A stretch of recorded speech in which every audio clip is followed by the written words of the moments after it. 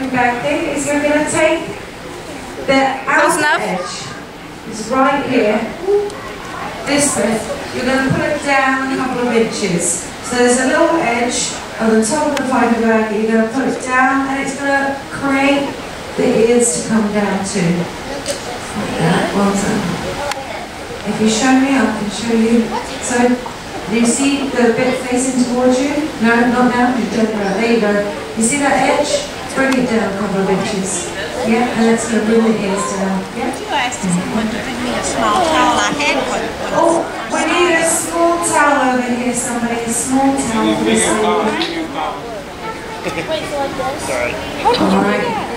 Then you're going to pull the ears out, make them look funny, and roll up the trunk. That's it. There's your envelope. Pop it on your body, and there you go. We've got a lovely elephant. You can stand your elephant up, or if you want to, this is a standing elephant. You can sit the elephant down too, can't you? Show them how to sit the elephant down. That's it. Oh, there you go. That's a standing elephant. Now, he's done this before, so don't feel bad about your elephants. Oh, they want to see it like this. See?